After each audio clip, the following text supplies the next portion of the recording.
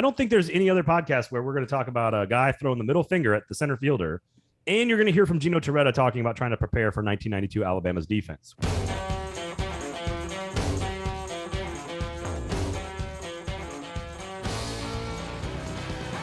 Welcome to Fringe Element here on the 440 Sports Network and on the 440 Sports YouTube page. My name is Braden Gall. You can follow me on Twitter at Braden Gall. Mine's Erin Dugan. You can follow me on Twitter at the Erin Dugan or Instagram, Erin_Dugan.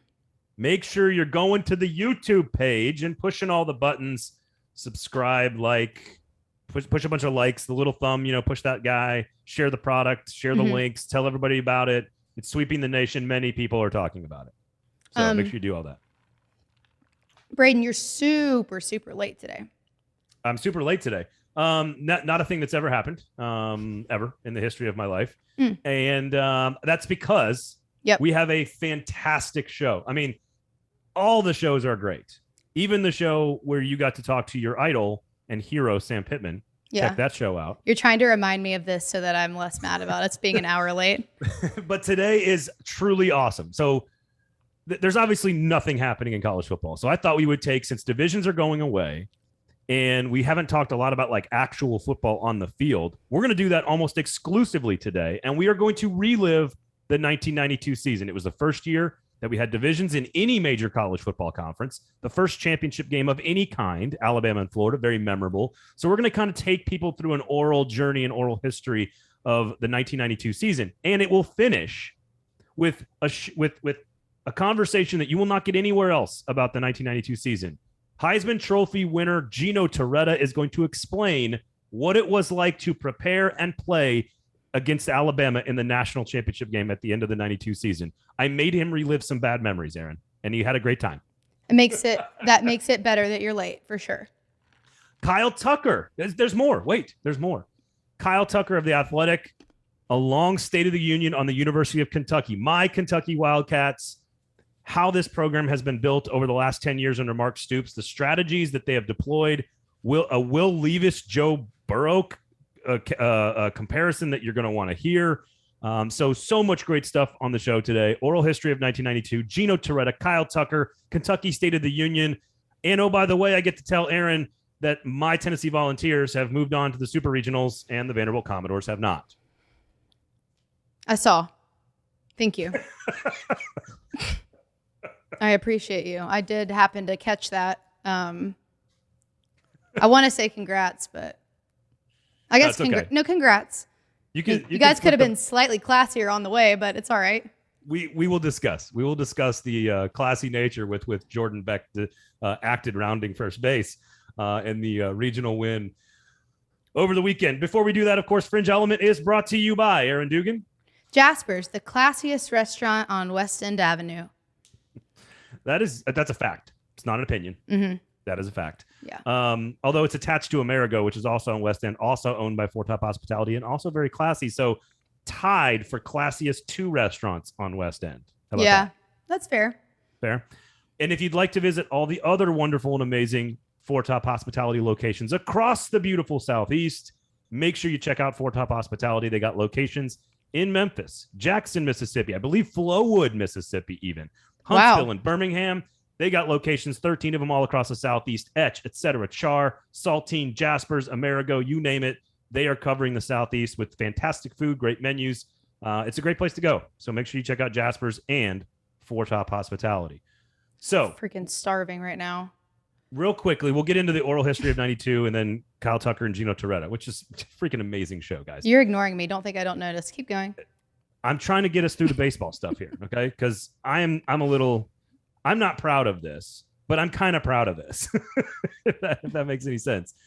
So Tennessee, we've discussed this before, that Tennessee baseball is sort of like a bunch of drunken rednecks that are kicked in the door at a fancy party and they've never been there before. And that's sort of what they do, and it's how they play the game. I think it's actually very good for the sport that there is a villain, and Tennessee is very clearly the villain here. Mm-hmm. I think there is a line to where that villainous behavior should stop and should end. I don't want to see Tennessee players getting in a fight with like Auburn coaches. I don't think that would be good. So I think there's a line.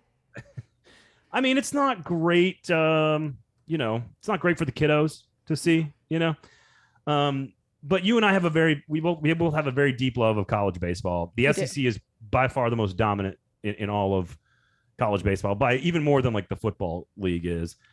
And it's fun to watch Tennessee. It's fun to be an alumni of Tennessee and watch them play because I love college baseball and I like the way they play, the bat flips. I think it's going to grow the sport, Erin. I think you need to show personality to grow the sport of college baseball. There will always be a divide between certain teams, though, because no matter if that becomes trendy to like act like that or not, there will always be teams that don't act like that. But you which one do you hate the most? Mississippi State, right? I really, as a Vandy fan, playing at Texas A&M was real tough, but Mississippi State has kept me from going to Omaha when my bags were completely packed for the entire month and kept us from going on a walk-off homer the third game of Super Regionals. So yeah, it doesn't taste good. Doesn't feel How good. big a bag are we talking about? Like a bat bag full? Like a huge bag? No, like a bat bag, like what the guys travel with their bats in. We put our clothes in. And you had to come back and unpack all of that because Vandy had lost to Mississippi State. Mississippi State's got a little bit of that, like sort of like, kind of bravado or whatever. We actually didn't go to work I didn't unpack it the next day. We didn't go to work. We all went to the pool and drank. Good. Yeah. Who was on the team that drank the most? I didn't drink with the team. I drank with the employees. Oh, okay. Not Instagram influencers and not Vandy baseball players, but with Chili. Other Vandy people. Oh, Chili. Okay. Yeah. Our friend Shout out Chili. To Chili. Who is like an actual influencer. Yeah. Okay. So you've been heartbroken before. Mississippi State's got some bravado, but not like Tennessee. Nothing like Tennessee. So I do have a question for you because as a father of a daughter who played softball for the first time this year, she's 5 years old and she played in coach pitch and I somehow ended up being the coach. And she the only reason I bring that up is because I love the way Tennessee plays the game. I think it's great. But Jordan Beck, if you don't know, he hits a double over the head of the center fielder to basically tie the game in the top of the ninth of a game that they eventually win to go clinch and the regional move on to the super regional. He rounds first base and starts throwing birds at the other player while he's going to get the baseball. Like in the middle of the play, he is flicking off. If this happened in an NFL game, that player is fined or kicked out of the game or there's a penalty or something. And while I love the way they're doing this, and I love the way I know they're the villain and everybody hates them. I love the way they're doing it. I do think if that was my daughter rounding first base, throwing a bird at an outfielder for missing a play. Also, by the way, Jordan Beck, very punchable face. Very punchable face. I just want to. My wife agrees. We've talked about it. I don't disagree with that. He just has a very punchable face, and he throws the bird. I'm like, if my daughter did that, I think we would have some words after the game and be like, listen, sweetheart, that's not how we do things. So yeah. I don't want to sound like the old man, like yelling at clouds, because I like all the Tennessee stuff, but that one to me that's a bridge too far in my. Well, here's the thing. It's not my college baseball team. So like act however you want to. I do think it's entertaining. But here's the thing is that when you act like that, as soon as you mess up and make an error, you strike out, people are so ready to be right up on your ass for it that it comes with a cost. Because if you act like that, as soon as anything goes wrong, people are going to absolutely annihilate you. And we're going to talk with Gino Torretta later, who played on those Miami teams, like in the 80s when they were the same way, like that brash bravado, like come get us kind of deal. Like you better back it up. Yeah. You better back it up. And Miami certainly did in the 80s. They had a bunch of first round picks and NFL draft picks. I do think that's what Tennessee has. Like they are loaded. It's just all a bunch. They of are loaded. Picks. But the thing is we've talked about this a lot, and maybe it serves them well in their energy. They keep ascending through the rest of the College World Series. But you think nerves are high at regionals or super regionals? Wait till you're playing in TD Ameritrade in Omaha. It's a totally different ball game. So I'm just interested to see if their energy and the way that they play is. Their ability to, as we always say, get back to the middle is not really there. Yeah. So we'll see if it lasts them for the entire tournament. Well, it cost them last year, and I actually think that's a huge benefit to Tennessee this year. Go listen, by the way, go to the YouTube page, click all the buttons, turn on the notifications, like all that good stuff, share. But there's a great interview with Mike Rooney of ESPN up there up on the YouTube page, which is loaded with insight into college baseball and the College World Series and the growth of the game. But also he talks about how much Tennessee learned from going 2-Q last year in Omaha. And I do think that's a huge advantage to what you're talking about. Their eyes got real big last year in Omaha, and Omaha does that to people. And I think that helps them this year. I think the fact that they went out there and got smoked and like pissed down their leg, I think is going to help them. I would be shocked if they're not playing in the College World Series final, honestly. Really? So, yeah, there's a lot of games. There's a lot of games between now and then. But ain't no chance Notre Dame's going to win 2 out of 3 in Lindsey Nelson Stadium this week. Probably not. But once you get to Omaha, different story altogether. Okay. Just thought we'd take some shots at Jordan Beck while also celebrating Tennessee baseball. Tough. Can we not throw birds? Can you imagine like Bryce Young throwing a touchdown and then turning to Kirby Smart and just being like, F you, dude, and like throwing a middle finger? Like that would be the biggest thing that's ever happened to the internet.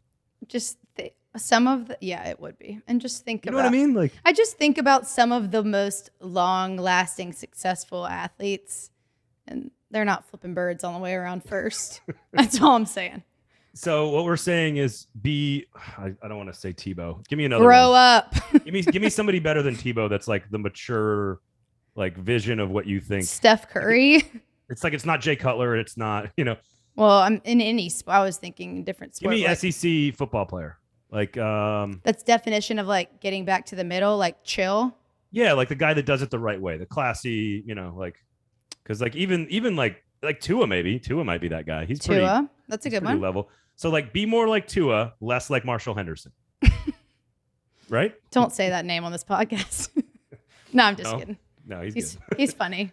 He's something, all right. Okay, 1992, and this conversation, we're going to take you through 1992. We're going to end with a quick like 8 or 9 minutes with Gino Torretta trying to relive the national championship game in which Alabama upset Miami. Miami, by the way, I believe came in with every single first place vote going into that championship game, and they were upset by Alabama. He's going to tell us all about like the preparation and the study. But I wanted to do this, Erin, because in part divisions are going to go away. We've talked a lot about scheduling.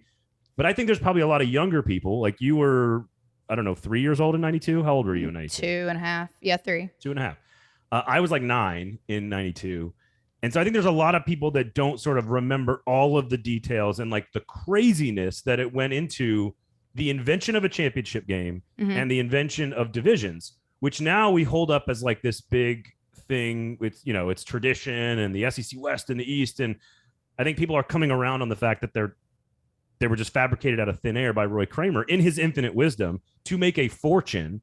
And the first SEC title game, I think, made as much, if not more, than every bowl game that they had on their slate. So like it clearly was the right move at the time. Right.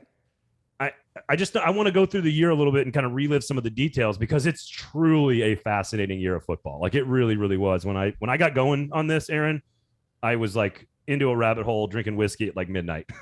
No, I know. I was up later than I wanted to be as well. And I will just go ahead and say this now as we're going through it. I have a fascination with old media guides. Like they're like my favorite thing in the world.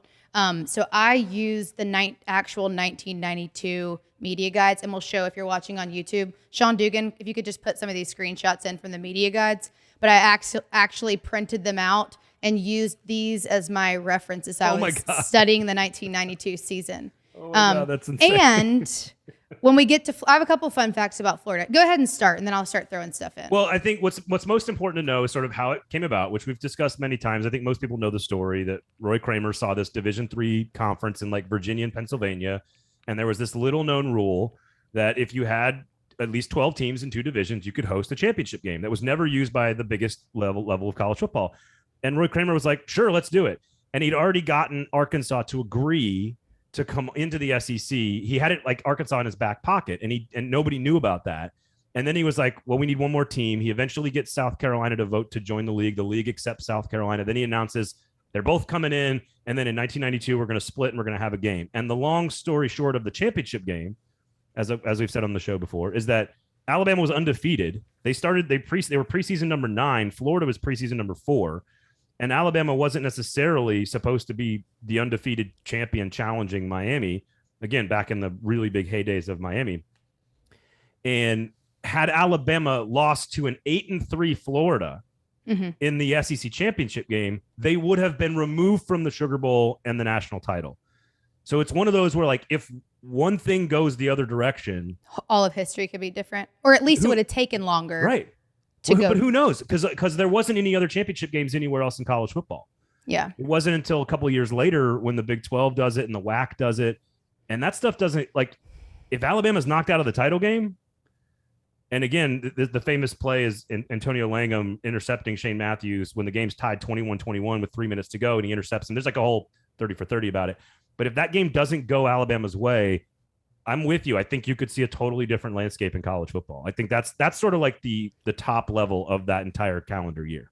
Yeah. And the only thing that really even got close to coming, to even touching Alabama before you got to that championship game was Mississippi State, who was definitely more of a standout team in the league at that time.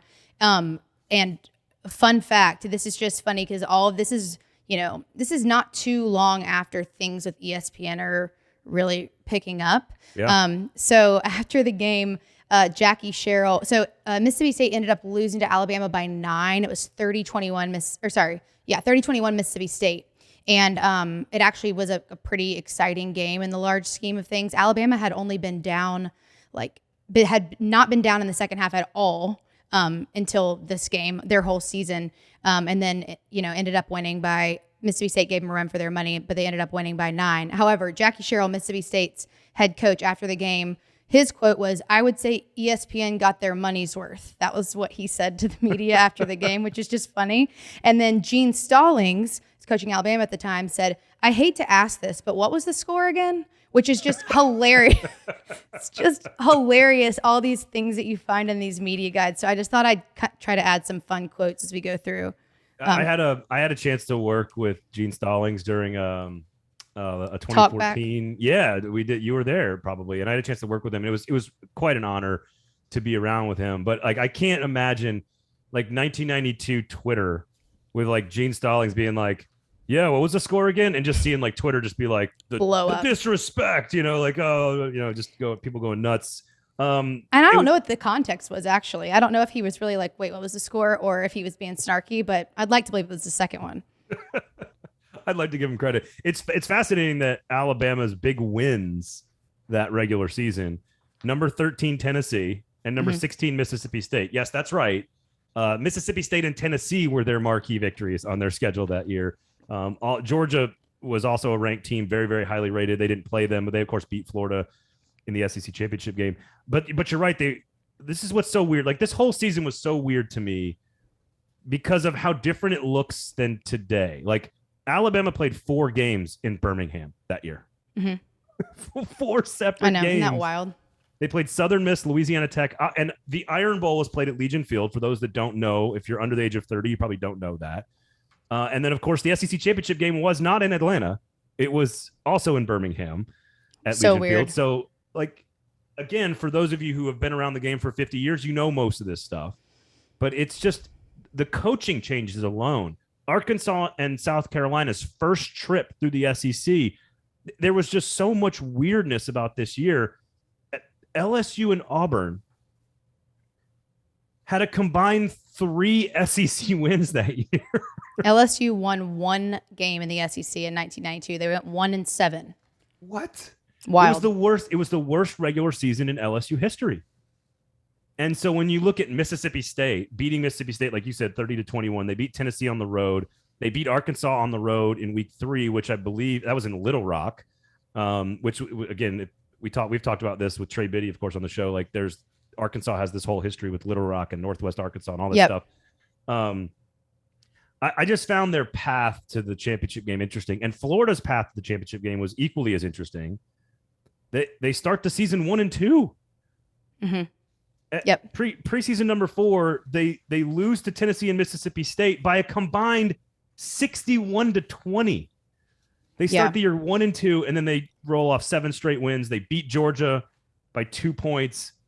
They get destroyed by Florida State, a very good Florida State team. I think Charlie Wood was the quarterback on that team. And then they end up in I want to say Atlanta, but no, they end up in Birmingham for the SEC championship game, and give Bama a great game, by the way, with Spurrier and Shane Matthews and the whole bunch. Great game. And actually, what's interesting is I'm reading about in their media guide, they call it Florida's fun and gun offense. That's what they were calling it then. But the Gators ran almost the exact same number of passing and running plays that year, only different by like 7. So complete 50-50 split, which is just interesting. And then they because hang on, sit there for a second, because at the time we thought Spurrier was like literally the fun and gun was his thing.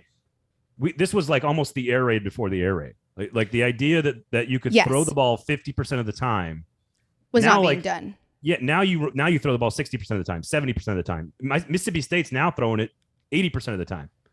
And that is not how, if I understand correctly, again, I was 2.5, but I'm doing my, backwards research, but Alabama was still not playing like that. They seemed to be playing on the ground more, and Florida. So that's what made that matchup a little bit more interesting, is that Florida was playing what now we wouldn't call it an air raid offense now, but for the time it was more so of that. And actually, if this episode is airing on, so tomorrow, day, June 9th, 1992. So 30 years ago tomorrow, Florida Field was named the Swamp.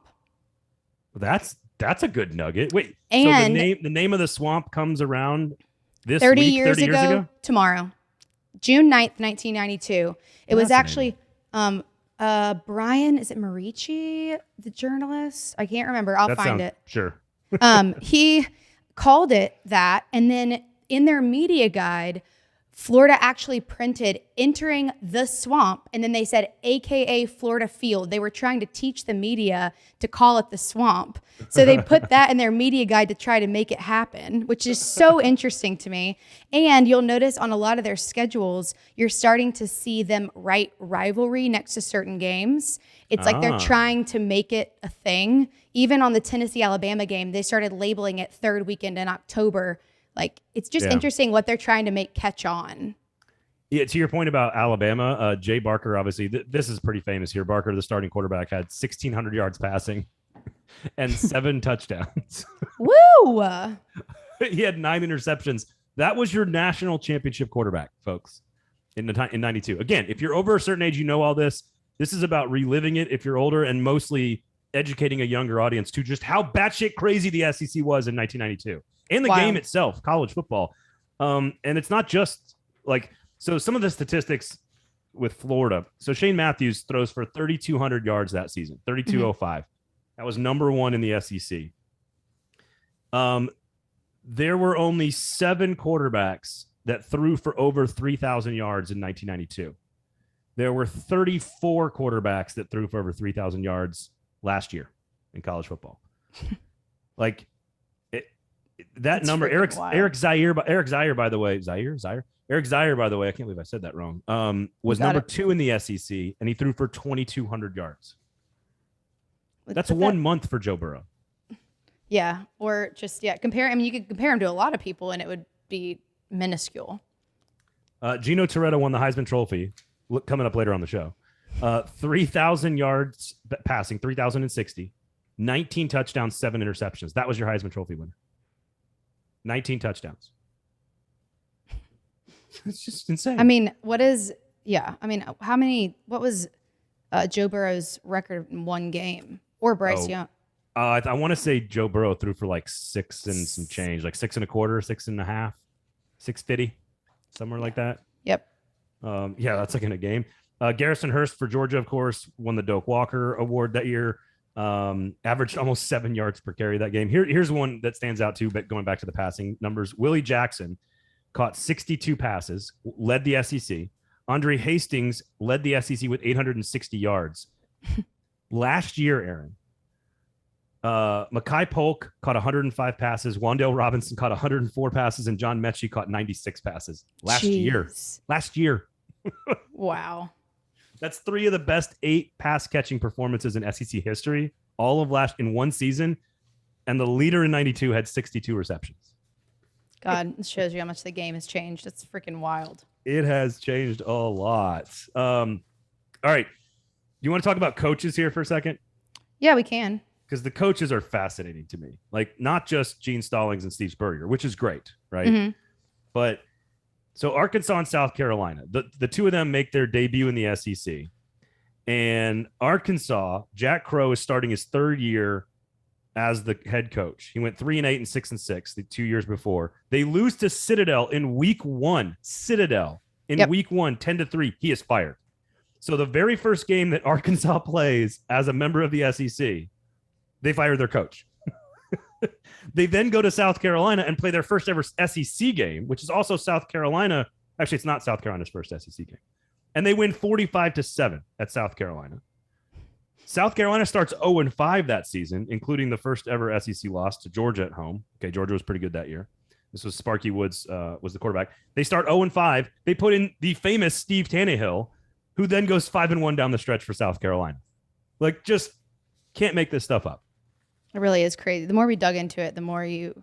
Doug? Yeah, Doug. Doug. The crazier it got. Arkansas also lost to Memphis State. Let's not forget that one. They lost. How about this? They lost to Citadel, Memphis, and SMU. Yep. Now, SMU was kind of good back then. Or no, that would have been after the Pony X. No, that's after, yeah. Yeah, they were terrible.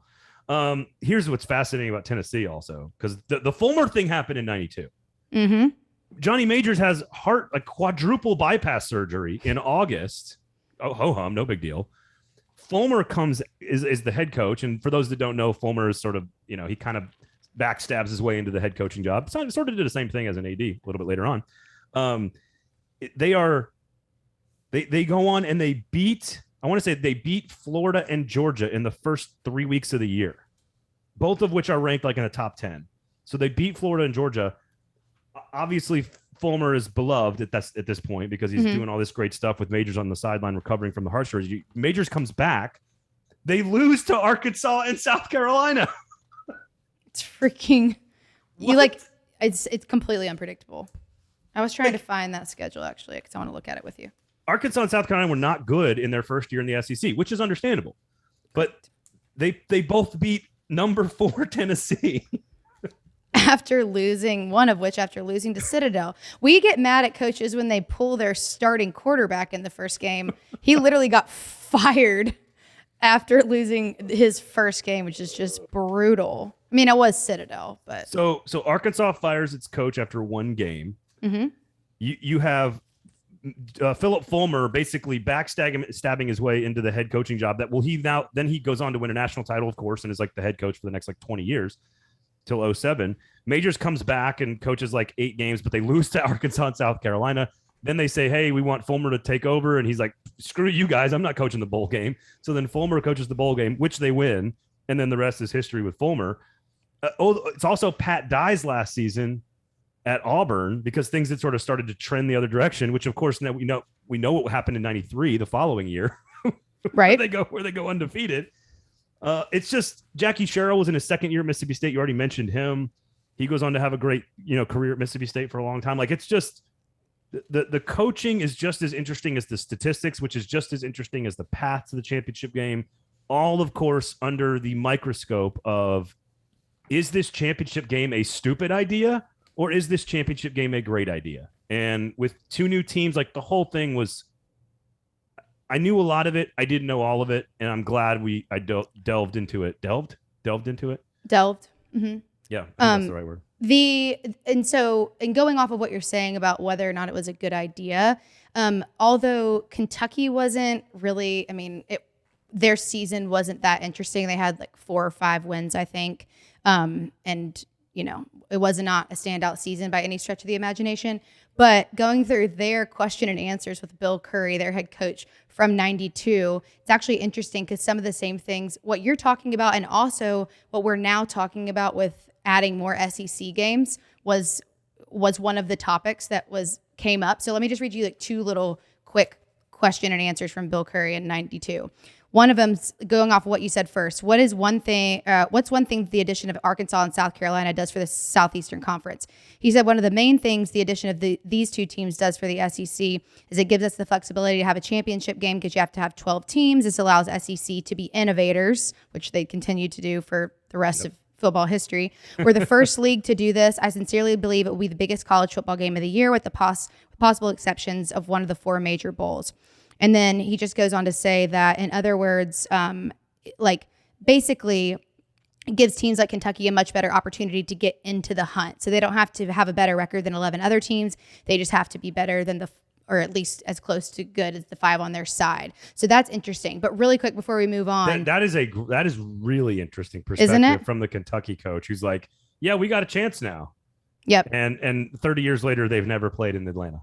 Yeah, it's taken them about 30 years to even flirt with it, and they're still not there. Kyle Tucker of The Athletic covering the Kentucky Wildcats and the build under Mark Stoops coming up in just a few minutes. This is true. And then the other thing, just because we've been talking about this on a lot of recent episodes, he was asked, what are your thoughts about the upcoming 1992 schedule? Because I guess some of this was before the season started. On paper, is the 1992 schedule tougher than the 1991 schedule?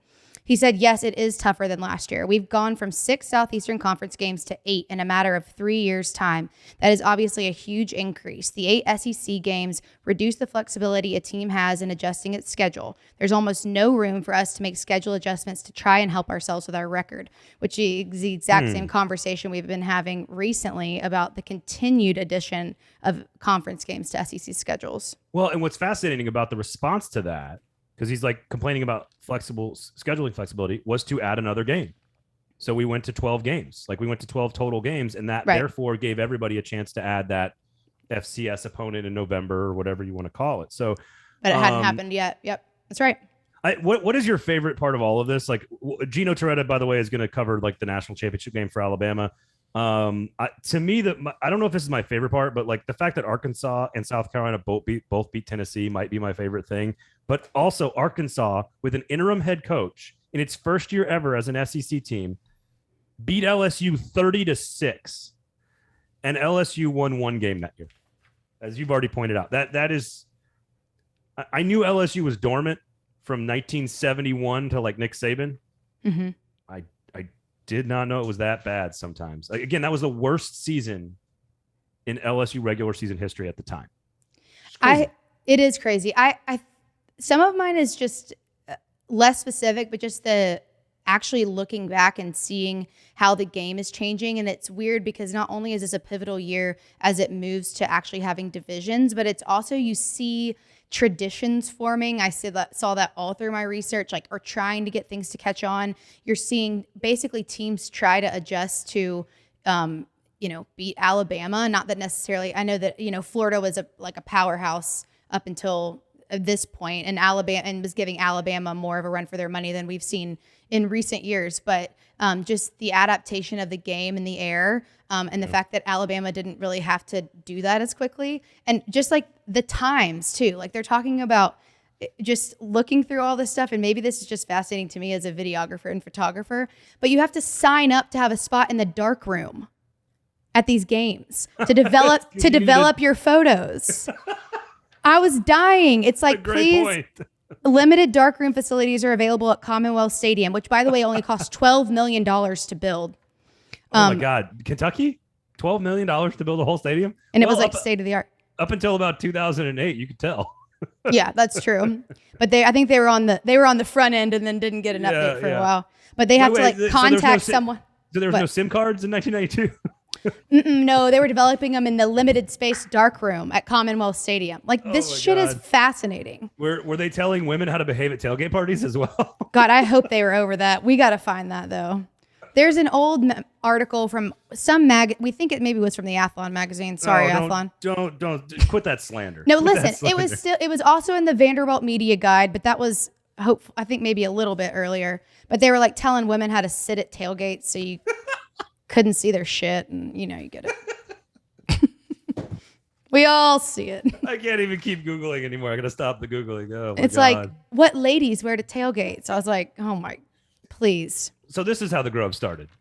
It was Athlon Sports. I don't know if I can give Athlon that much credit. No. I love him, but I don't. We need to quit the slander. Quit the slander, Erin Dugan. I'm just saying, y'all weren't. They weren't the only ones. It was in the Vanderbilt, who's supposed to be politically correct but misses the mark sometimes. Was also in their media guide back in the day. So what? I didn't learn my lesson from reading that. That's all I'll say. That's exactly right. Erin Dugan, not a lady, and that was the 1992 football season. I acted like this even when I was 2.5 also, so that a girl. At least I'm consistent. When we come back, Gino Torretta going to explain the national championship game. Gino, man, thanks for giving us a few minutes of your time. Not every day you have a Heisman Trophy winner on the show, so we appreciate it. How are you, sir? Anytime. How are you? I'm doing great, man. So let's go back to preparing for the game that will remain nameless.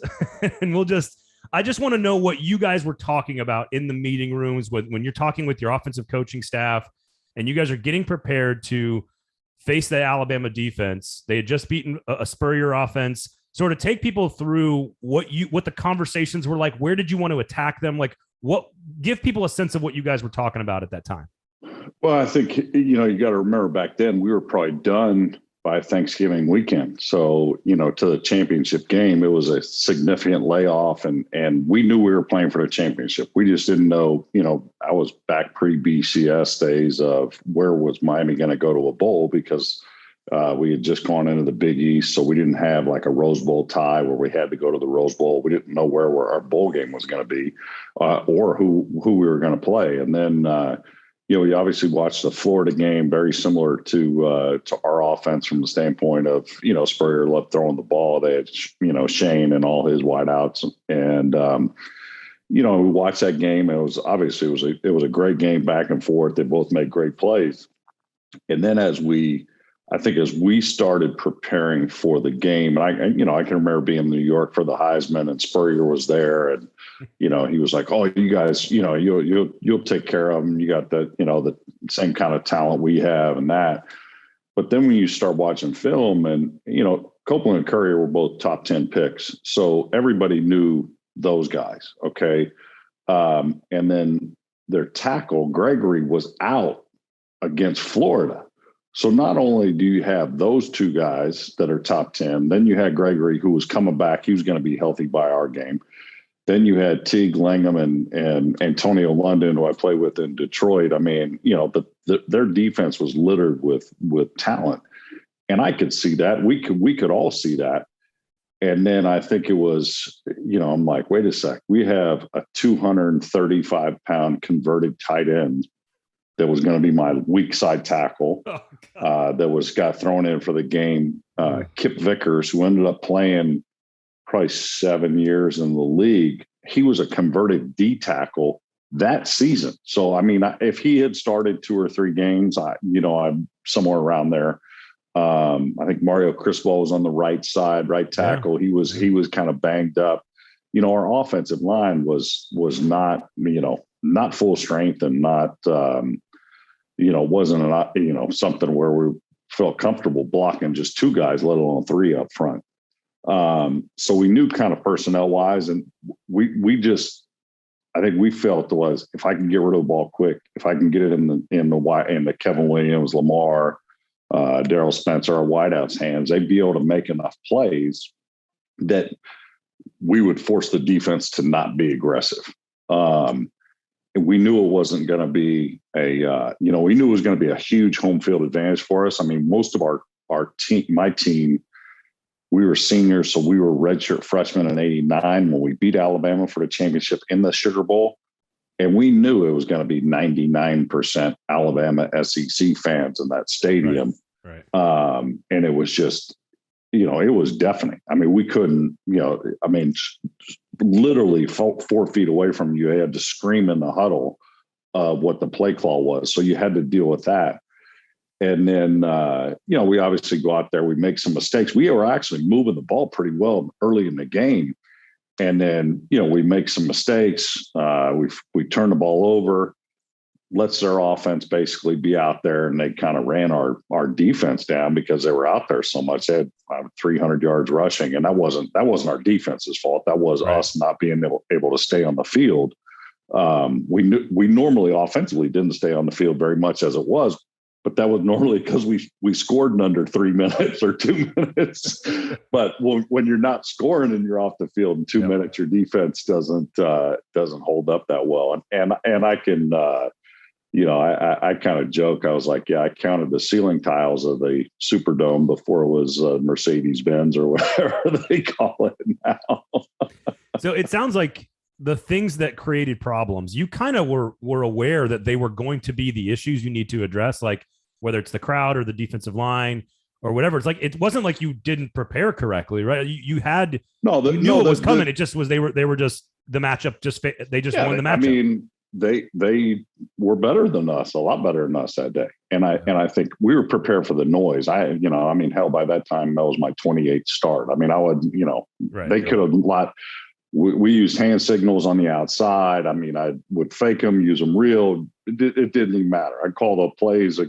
Coach Erickson was sending a formation. I could call the play that he wanted to run.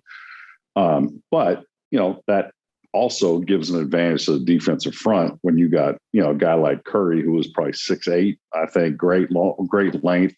He's coming off the edge on a 235-pound tackle. Well, I mean, he's out of his stance before, the ball's getting snapped. We're in gun most of the time, if not all of the time. We couldn't run the ball. And there was just kind of one of those things that snowballed, you know what I mean? We moved the ball. I think we had a couple fumbles early in the game. Yep. And then, obviously the play that didn't count where Teague, tracked down Lamar, the play didn't even count. All I know, I threw one of the best passes I've thrown in my career. I mean, just an absolute seed down the sidelines. Lamar catches it. I'm walking off the field, looking around man, how long was that? I was thinking man, that's 88, 90 yards. That might be a bowl game record or something like that. It'll put us right back in the game. And the stadium erupted. And I was like, what happened? You know what I mean? Then Teague's running with the ball down there. I'm like, how did he get the ball? Right. I was just, I didn't even, I wasn't even watching. I was walking off the field. So, I think it was just them. They executed it. And I remember seeing, I think broadcasting the game, Mississippi State in 99.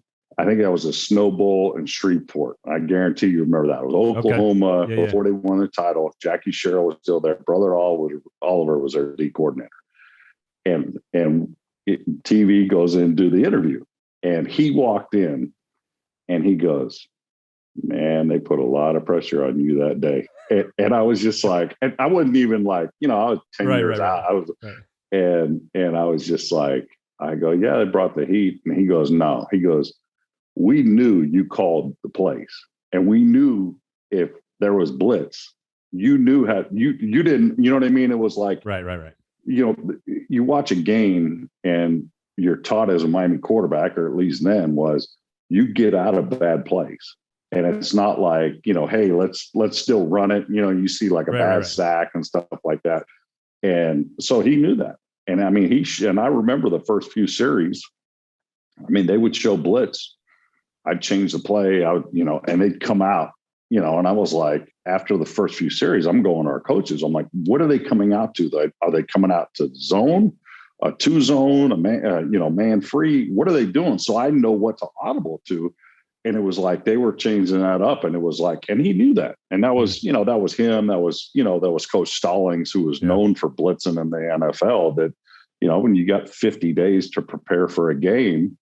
And, let's face it, I mean, when you look back and you're like, wow, what did they have? They had 4 or 5 first-round picks on the defense. I think 8 of the guys were drafted in the top 3 rounds. So they were a little bit underestimated probably going into that game talent. I'd never underestimated, because I'm like, wait a sec, these guys were just in a title with us in 89. Yeah. They have skill on the outside. And they got 3 hosses up front, where I'm like, man, I don't know if we could block one of them, let alone all 3 at the same time. And that's kind of was, recipe for disaster. You make some mistakes and it looks bad. Yeah. All right, we'll let you go, man. I appreciate you taking some time to relive it all. I know it's probably not relive the easiest. The bad memories. Yeah, I appreciate it, Brad. You just ruined the rest of my day. I apologize. So I'll do one more and then we'll let you go here. When you're walking off the field, the final whistle happens. What's going through your head, and what are the conversations with your teammates? Do you have anything that stands out in terms of what you remember about that moment? Yeah, I remember when we were, going through my junior and senior year, our break of our huddle was 30-0. We would have ended 30 games in a row, consecutive wins. And I was just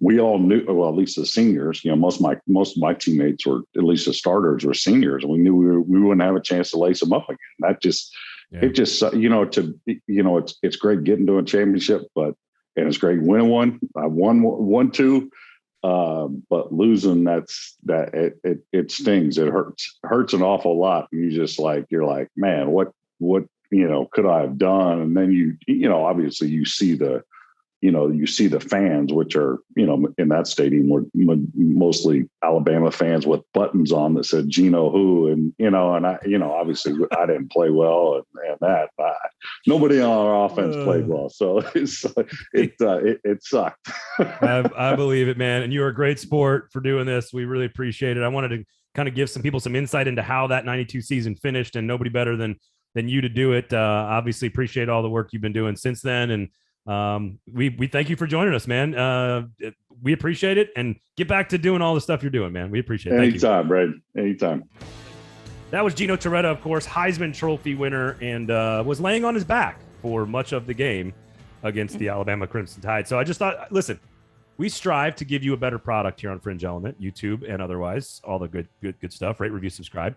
Brought to you by Jasper's and For Top Hospitality. And I don't think there's any other podcast where we're going to talk about a guy throwing the middle finger at the center fielder.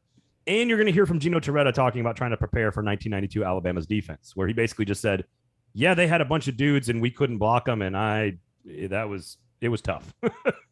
And hearing about Gene Stallings asking for the score of his own game. Yes. So I thought that was great from Gino. Like he's a great sport about this. I've known him for a long time. He's a great dude. And clearly they did not have the offensive line personnel for that matchup. And after talking to him, as I said with him, he's basically like, they knew the weaknesses of the matchup and they knew where it was going to go wrong potentially. And they thought they had a plan to counter that, and they just didn't. Yeah. And then Alabama just ran the football down their throat, won the national title, and went on probation after that. And such is history, as is tradition. But the 92 season was just so fascinating. So I thought we would have some fun with that. And no better way to do it than with Gino Torretta to wrap up that conversation. So I thought that was fun, Erin. We should do that again for like another year. Yeah, we should. Y'all want to share a year with us? We'll do a deep dive into another year. Let us know what I like that idea. Yeah, let the people choose. Tweet at Braden one insult and also what year you want us to break down in college football. Please insult me and then ask me to do some work for you. I want to start doing a mean tweet segment. I'm good with that. I just don't. I freaking love when people are mean to me. It's so funny. That is so weird, but not surprising. But it makes me laugh so hard. No, I'm also, my wife doesn't understand it. Like, I'm the same way. I'm like, listen, you took time out of your day to log onto an app on your phone to tell me how bad you think my opinion is. Thank you. Oh, I love it. I think it's so funny. All right. So before Kyle Tucker coming up, another fantastic conversation by him, not by me, by him, about Kentucky, the state of the program, how they've built to where they've built. And honestly, the expectations for yet another 10-win season for this team in 2022, but more importantly, like how the program has been constructed. Before we do that, of course, Fringe Element is brought to you by who, Erin Dugan? It's brought to you by Jasper's. It's been on West End since June of 1992. It's been there a long time. It's a lie. It's about to have its 30-year anniversary in just days from now. Untrue. And they actually invented the cheeseburger. Most people don't know that. That one's true. That one is true. Mm-hmm. Yeah. They opened in summer of 2020 is the actual truth, and invented the cheeseburger in 2020. You can't prove the summer thing, the 2020 thing. No, it's not like there's an actual restaurant you can go to and see if it was there or not. There's no proof. Jasper's on West End, the next evolution of the sports bar, catering to all your needs. If you come to Nashville and you're visiting Nashville, you got Jasper's and Amerigo attached right there. They're both from For Top Hospitality. Great chefs, great restaurants. Amerigo, of course, got other locations across the Southeast. They are Nashville staples, man. Like when West End was nothing, it was Amerigo's been there. So Amerigo totally. and For Top Hospitality have been serving Nashville for a long time. And now they have 13 locations across the Southeast.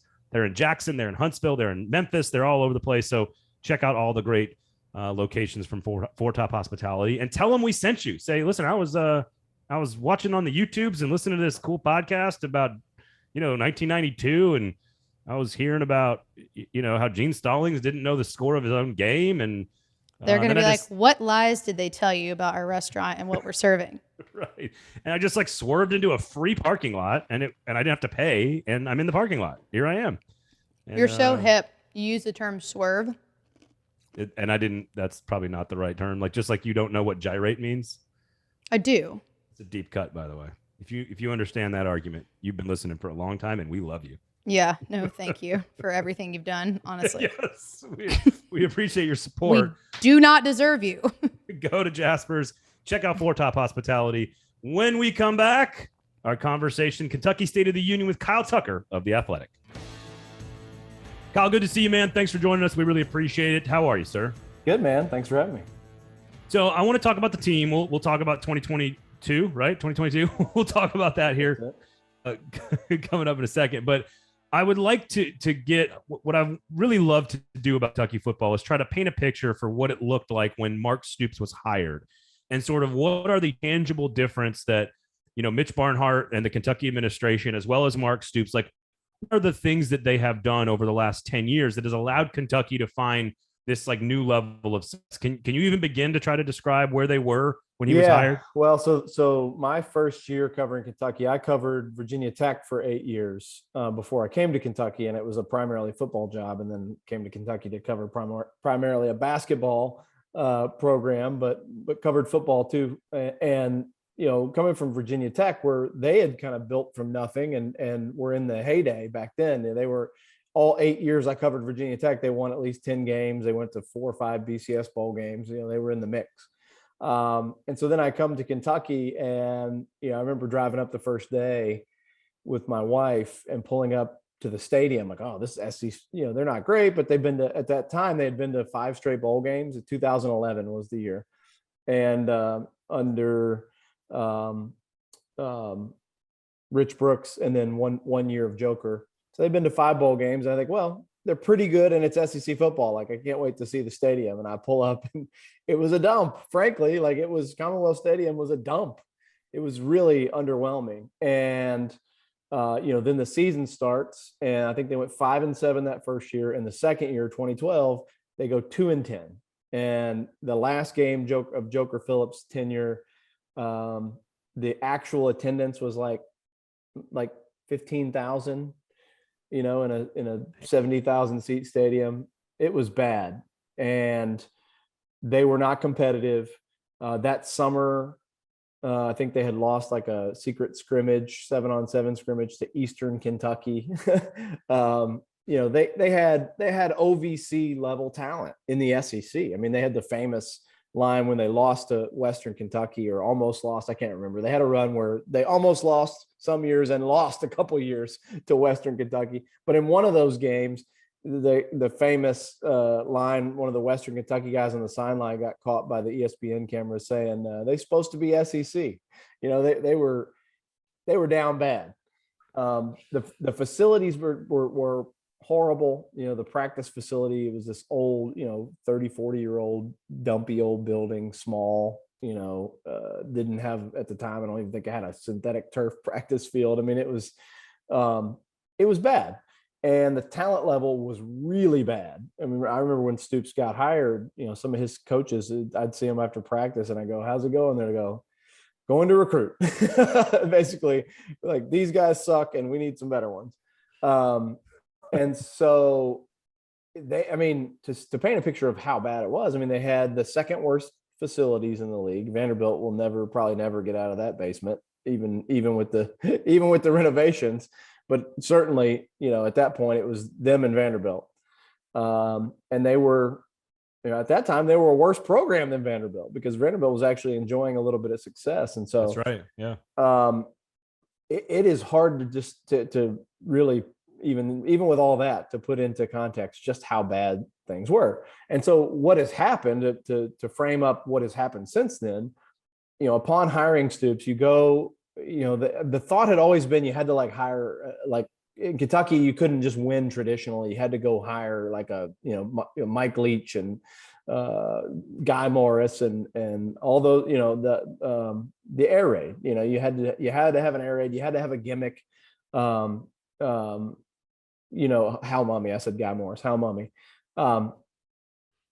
But they kind of basically decided, we're going to try to actually do this right, not try to gimmick our way into wins. So they go and hire this vaunted defensive coordinator who, with pedigree, had coached the greatest defense in history at Miami.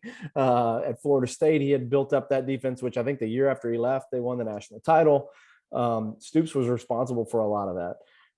And they start kind of building it like an actual infrastructure, right? Mm-hmm. Like you hire a guy who wants to culture is that word that gets thrown around, but really truly build a culture. Who the thing that really impressed everybody about him and sold them on him, even though he hadn't been a head coach, is that he had a plan. Like you need a rock solid, long forward thinking vision and plan to win at a place like Kentucky, to win anywhere, but some places kind of run themselves if you just don't fall all over yourself. A place like Kentucky, like you got to really know what you're doing. And so he had a plan, and then Kentucky made a commitment, right? They immediately promised him, I think the same day or week that they announced Stoops, it all runs together now. It's been a decade, but they basically in the same moment they're hiring Stoops, they say, we are going to fix the stadium. And so they put $160 million, basically gave the stadium a whole facelift. And it's a totally different building now. Within a few years of that, they give Stoops a $50 million practice facility that is state of the art. It's as nice as anything in the SEC. Coming soon, he had one more demand. He wanted a better indoor facility, and they're going to address that. And so they've brought their facilities up to big boy SEC football level. They pay their coaches big boy money. I mean, Stoops has gotten all these raises. His deal now pays him up to like $8.5 million. He's one of the 10 or 15 highest paid coaches in college football at Kentucky. They've got 3 assistants who average over $1 million a year on their contracts, both coordinators and their recruiting coordinator, Vince Marrow, who's been key to this whole thing. He's been with Stoops the whole time, make over $1 million a year. So like they got in the arms race for one, and then they committed to this vision. They stuck with Stoops through some hard times. His first year, they go 2-10 because they had that dog meat talent.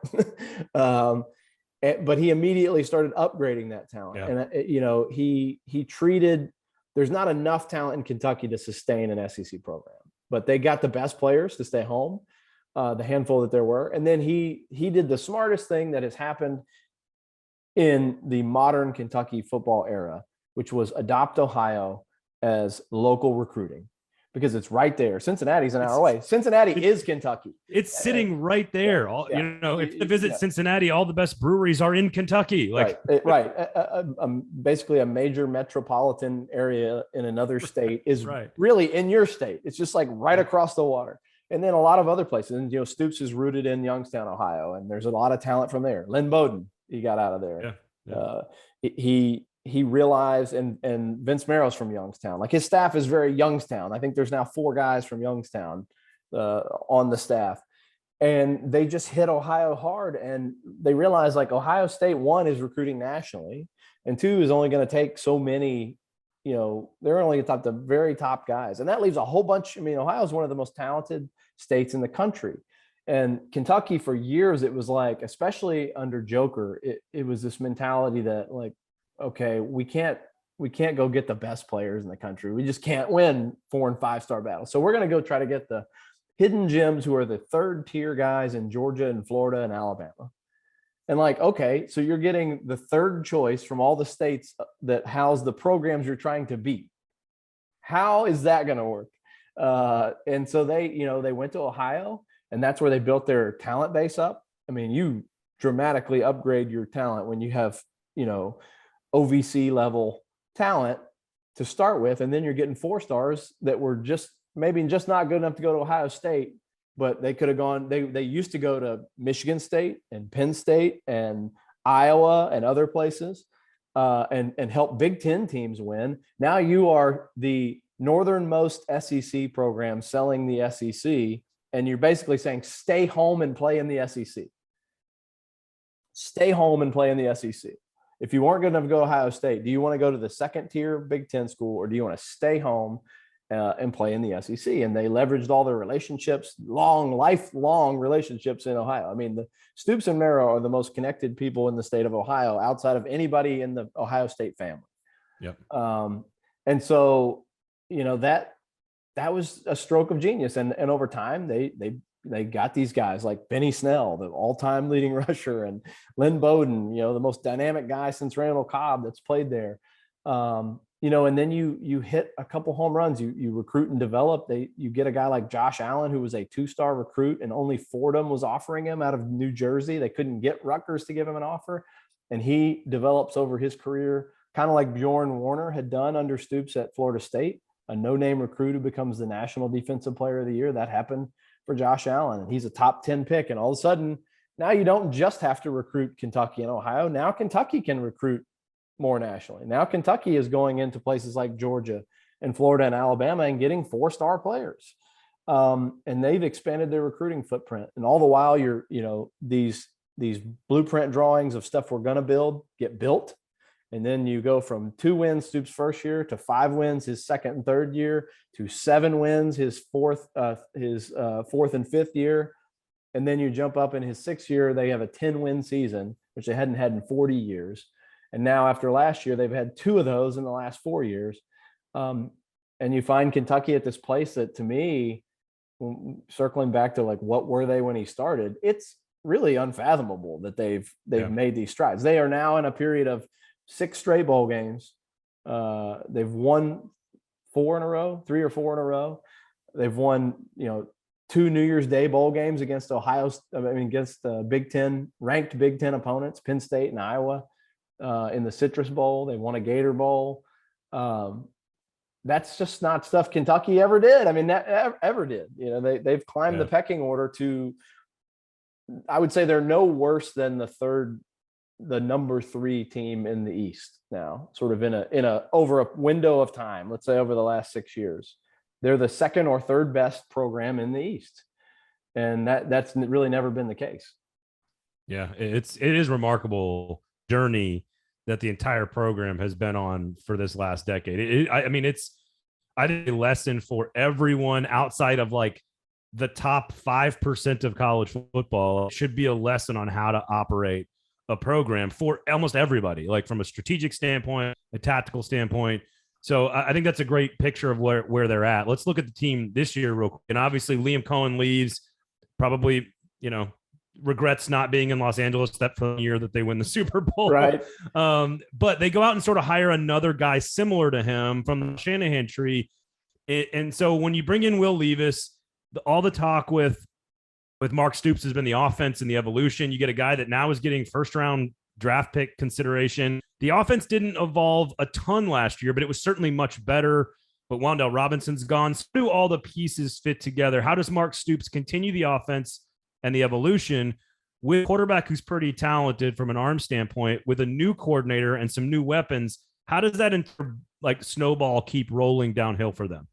Yeah, and that was the thing too, when you talk about sort of evolving and taking the next step. Like they built this thing on run the football and play defense, and until partially by necessity, because they never had a game-changing quarterback. And now Stoops realized before they even had the game-changing quarterback in Levis and the wide open coordinator in Liam Cohen last year, he realized, like, okay, we've become way too predictable. I mean, they were a horrible passing team.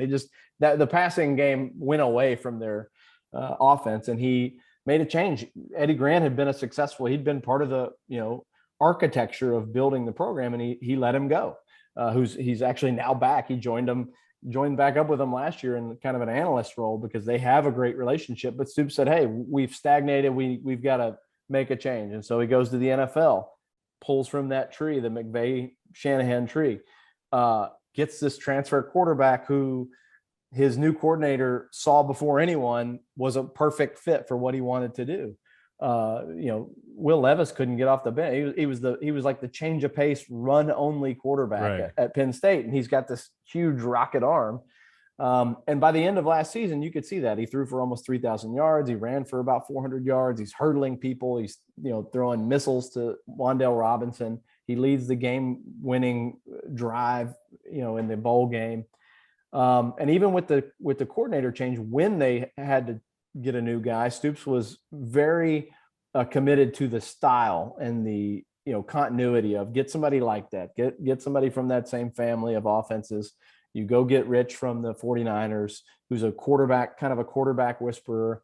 You bring him in, and he takes one look at Will Levis and says, like, this guy is as good. He told me he's as good as any quarterback in the last 2 drafts, which is crazy to hear somebody say. And, you know, I think at least one mock draft had Will Levis maybe going number 1, which I don't know that we're going to see that, but I mean, almost everybody right now has him in the first round, and a lot of people have him in the top 10. And I don't think it's crazy. I mean, when you look at his physical tools, and also you got to weigh that against what else is out there. And there's, you know, is there just like a no doubt quarterback right now at the NFL level? I'm not sure. I think though, going from really not the last time they had just an absolute game-changing quarterback. I mean, you could say Jared Lorenzen, but probably go all the way back to Tim Couch when they had a number 1. They're What's the deal with you don't love Andre Woodson? Hate on Andre Woodson. No, you're right. Woodson. Come on now. Okay, we'll give Woodson. Okay, so Woodson is the closest thing in between Couch and now Woodson. Yeah, but you know, did he even get drafted? I'm not sure he even got drafted. No, he was not an NFL player, but he did hold a lot of like. Oh, he had set a bunch of SEC records. And at one point, you know, they were deep into that season, 2007, where they upset number 1 LSU. You know, deep into that season, he was like the Heisman front runner. So, I think that is a disservice to Andre Woodson and a good guy. Come on, Kyle, come on. But it's been a while. I mean, it tells you how long it was also before my time on the beat, but it has been, you know, 14, 15 years since they even had a guy that was like in the conversation. And so now they have that guy again. And I think the difference was like Jared Lorenzen was not surrounded by a ton of talent. Andre Woodson was surrounded by good talent, you know, in the modern era of Kentucky football, pretty good talent. They had a handful of guys that ended up playing in the NFL, but not near. If you think about, compare those rosters that Lorenzen and Woodson played on to what this roster is, like they've built up all around. Kentucky had gotten good everywhere. They'd done some of the stuff that people said you couldn't do at Kentucky. I mentioned earlier, you got to be gimmicky because you can't recruit SEC offensive and defensive linemen at Kentucky. Well, they have. I mean, they've had one of the best offensive lines in the country. They've had great running backs. They've had star wide receivers. They've had the unanimous National Player of the Year on defense, Defensive Player of the Year. And so they've built up all the talent around it, and they just lacked that quarterback. It's like if you dropped Lorenzen or Woodson into this roster, like you'd think Kentucky could make a run at this thing. And that's what they think they've done, I think, with Will Levis. And Will Levis may be more talented than either of those guys. And so, you know, when I asked Stoops, I said, I ask you every year, like, you know, we do the state of the program at the Athletic, and every year it's like, okay, you kept climbing or you've maintained. I always say, how do you take that next step? And they're at the point now where they finished twice to Georgia, second in the East, twice to Georgia in the last 4 years. They've gotten to a game in late October or November against Georgia, one at home in 2018, last year on the road in Athens, where if they win that game, they are going to win the East. Well, and they played Georgia probably as well as anybody in the comp last not year. Really close, but closer than anybody other than Alabama. Right, exactly. You know, and so, yeah, they've gotten to this point where it's truly, how do you take the next step means how do you win the East? And one, that's really hard. I'm not sure you can do it. But if there is a way, when you've built up everything else, to finally have a potential, like, not just good, but maybe star, really, truly game-changing, dynamic star quarterback, is, to me, the only potential answer. Because, like, if you look at look at Joe Burrow. Joe Burrow, it's kind of a similar type of story. I'm not comparing the two. I'm just saying. No, I totally see where you're going here. Couldn't get off the bench at Ohio State. He transfers to LSU. He has like a good, solid first year at LSU. And by the end of the year, he leads them to a bowl victory. You know, I think they won like 8 games the year before they go undefeated, and everybody's saying that's like the greatest team ever. But the year before that, he was pretty good, and they were pretty good. They weren't great. LSU wasn't great. But year 2 of him with Joe Brady, he gets this rock star coordinator. He just takes off like a rocket, and they take off like a rocket. I mean, we all know this. This is why quarterbacks are all of the conversation. They are the biggest money because they are the difference maker. If you don't, it's the reason that crappy quarterbacks get drafted in the first round, because you got to try to find one. If you're an NFL team that doesn't have one, it's like, give me the best of these crappy quarterbacks because I got to try to hit on one. You have to have a quarterback. Kentucky hasn't had a really good one since Andre Woodson. And if they have one now, does that what is that worth, I guess? Like what's the wins above replacement for, if Will Levis turns out to be a star, does that put them, do they get to that November game with Georgia again this year, playing for the SEC East? Like, it's funny, like, where there's no original takes. I think the comp from Kentucky, the 10 wins with Weavis in his first year after being a backup in the Big Ten and transferring, like, you're 100% right. Like, I'm not suggesting that he's going to throw for 5,600 yards this year and they're going to win the national title.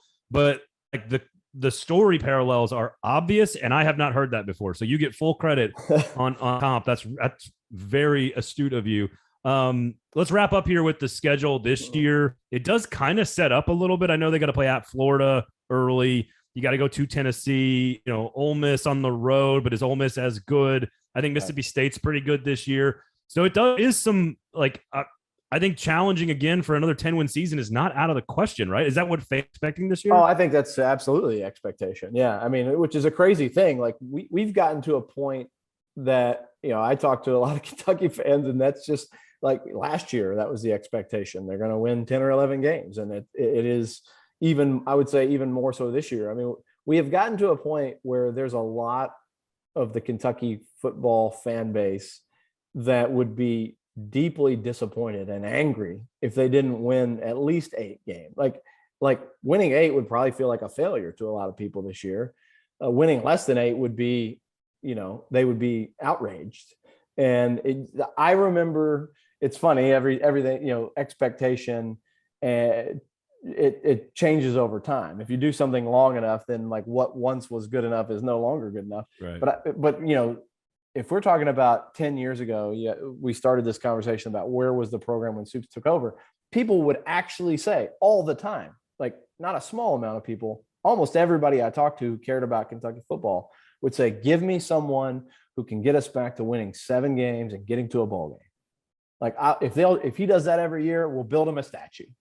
Yeah. and that is no longer true. Like, he has done that, right? So 7, 10, 8. They had the COVID year, but still got to a bowl, but with a losing record, and won it. And then 10. So they've basically been 7+ for 6 straight years now, and they've been to a bowl game every year. He's in his worst year, he's done that minimum level of expectation, but he's raised the bar, because now, I mean, they won 8 games in a year where they literally didn't have a quarterback. Not like they didn't have like a good quarterback. They moved Lynn Bowden to quarterback, snapped him the ball, and he ran every play, and they won 8 games, and they lost 2 that year. I think that by like 3 points. So, they could have won 10 games with no quarterback. And so Stoops has done some pretty crazy stuff. And so now the bar is, it's got to be 10 wins. Well, I appreciate it, man.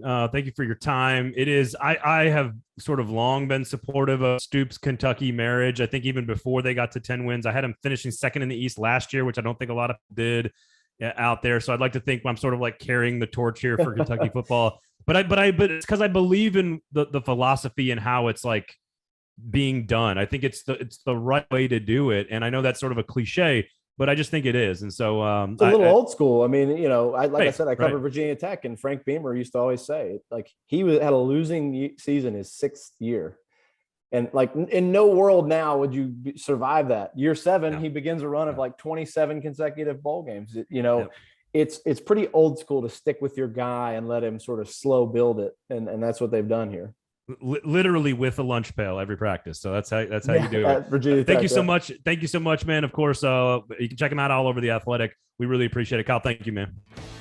That was Kyle Tucker of The Athletic covering the Kentucky Wildcats. And yeah, he's been on the beat, about 10, 15 years or so.